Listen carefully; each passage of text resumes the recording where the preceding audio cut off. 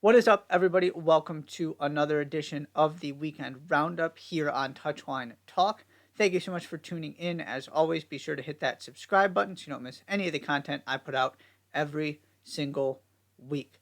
I did a whole video breaking down the Columbus Crew's 2-1 win over LAFC in MLS Cup, so I won't be talking about that here. Be sure to check that video out as well if you want my thoughts on that game. Three games in Europe I want to touch on, two in the Premier League and then something in the Bundesliga, starting with Aston Villa. And just the week Aston Villa have had, get the win over Arsenal. Mikel Arteta upset with some of the calls. I'm not spending time on the refereeing controversy part of this. I just want to talk about Aston Villa for a second. Last season, they were playing like a Champions League caliber team after Unai Emery took over. That is what they were.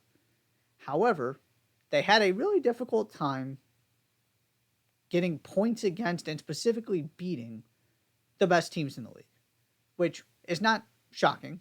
Most teams also struggle to do that. But that was where the next level was.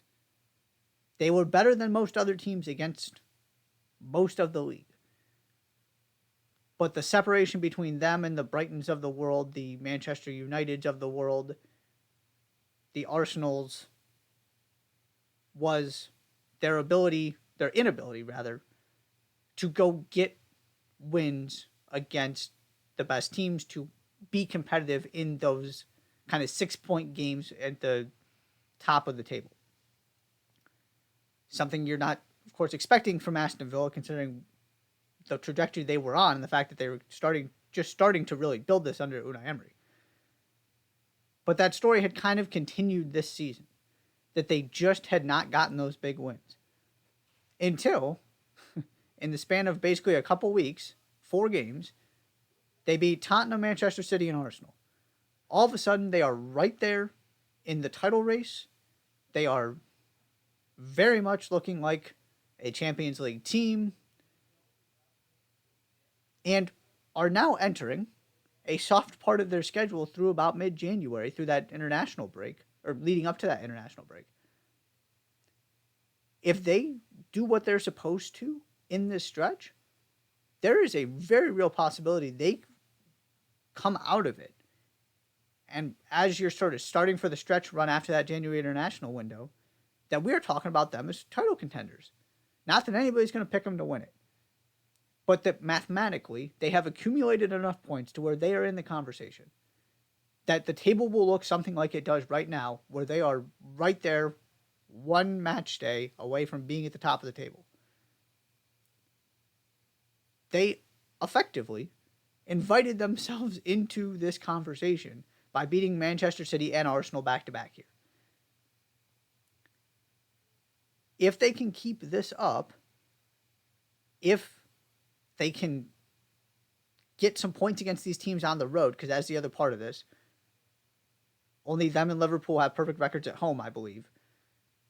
So you got to keep it up on the road, and of course they got these games at home. So it's the easier part of what they have to do here. But they are putting themselves in a position to have an opportunity to make a real run at this title.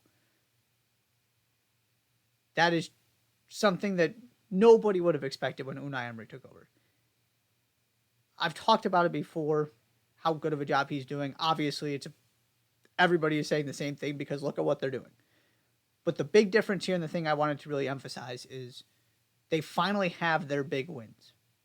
They are finally able to go toe-to-toe to beat the teams that they're competing with for these Champions League spots.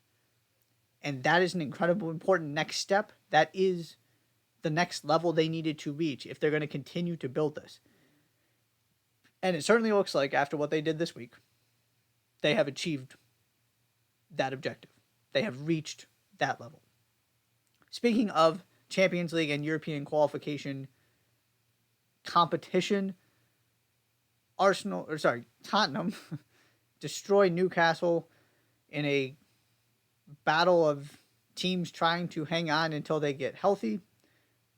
One of them was healthier than the other, and it showed. As many injuries as Tottenham have, Newcastle are just really reeling right now. Spurs have Christian Romero back. That really helps. The midfield is a little bit more intact now, even though it's still missing important pieces, obviously, with Madison and Bentancur. You got Sarr and Basuma out there at least. Obviously, you've got Son, who gave Kieran Trippier a really hard time. It's been a rough week for Kieran Trippier, who just shows up and plays every single game. Probably some of that is just simple exhaustion. And you can't blame him for it. They're in a tough spot right now. And like I said, the goal is, I feel very similar about these two teams. The goal is to just hold on as long as you can. Can you stay in the conversation? Can you stay within striking distance until you get back to full strength? Because I firmly believe, on paper, when everybody's available, these are two of the best 5 teams in the league. As good as Aston Villa have been. And maybe it is those 5. Maybe. But I would probably have Aston Villa 6. Those are definitely the top 6 for me. You can have a debate.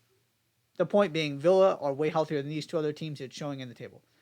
But for Tottenham, to have this kind of performance, to kind of get things back on track, it was always what happens when this doesn't go perfectly, because Ange had such a good start. What happens when they start losing a couple games, when they lose a couple players? Clearly, they're not the same team.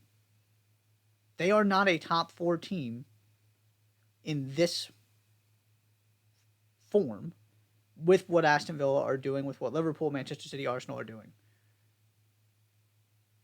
But if they can just give themselves an opportunity to get Van de Ven back, to get Madison back, to be closer to full strength, Richarlison scoring goals in this game, they just needed to stop the bleeding, to give themselves a little bit of confidence, a belief that this group can do what they need to do to keep them in the conversation.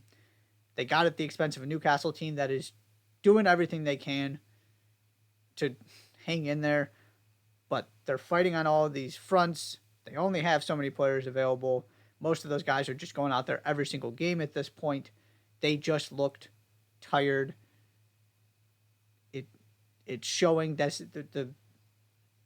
the attrition part of this, the toll that European competitions take on you, especially as a club not used to it, a club that doesn't have any depth right now. All of that is real. Spurs get the big win, though. Always important to get those 6-pointers to come away with wins against those teams you're going to be competing for European spots with, that are right next to you in the table. Really, really big, impressive win for Tottenham. Finally, I want to talk about the Bundesliga for a second. I haven't spent much time on this, but with what happened this weekend, this is a really good time to do so. Bayern Munich get destroyed.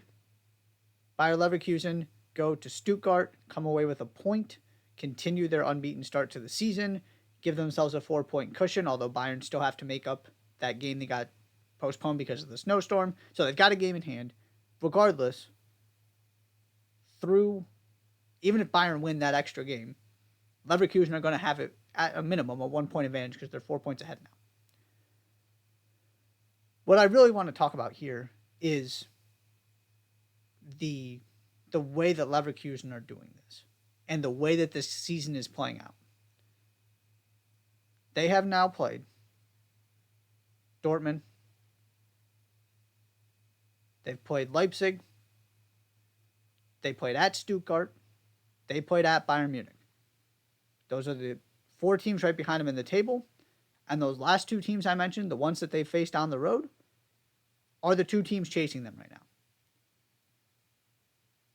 If they keep this up, oh, and by the way, they haven't dropped points against anybody else. If they keep this up and continue to do what they are supposed to do and what they have been doing against the rest of the league, and simply not dropping points, we're going to get to a position very quickly where somebody is going to have to go into their building and beat them to win this league. And that includes Bayern Munich. We're not there yet, because if they stumble and have a draw and a loss, and Bayern win 2 games, all of a sudden it's a different conversation. But we are inching closer to a world where Bayern have to win that game, because Leverkusen have been better against the rest of the league. Leverkusen already went into the Allianz and came away with a point. And they are not losing against any of the teams near them in the table, which means they are minimizing the amount of points it is going to take to win this league. And obviously, they have more points than anybody else right now, just on a very basic level.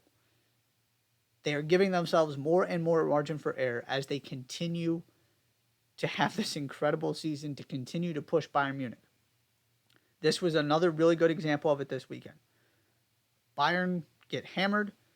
They go to a team that's in a Champions League spot. They come away with a point. This is becoming realer and realer and realer. And I'll say this one more time, because I've talked about this with Borussia Dortmund. This is not Bayern having a bad season. This is not Bayern coming down to allow somebody else to match them. This is Leverkusen rising to Bayern Munich's level. That is one of the most impressive parts of all of this. We're getting close to the halfway point. Certainly there's plenty of games still left.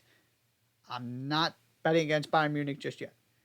But this is the formula. Don't give them opportunity to make up ground by losing to teams you shouldn't. Find ways to take points on the road, and just make sure that you're not giving anybody those 3 points in the 6-pointers, that you're making people come to your building and have to get points, have to get wins. All of those things are exactly what Bayer Leverkusen are doing, and they are building a more and more comfortable lead at the top of the Bundesliga. That is all for this edition of the Weekend Roundup. Thank you so much for tuning in. Be sure to hit the subscribe button. I will see you next time.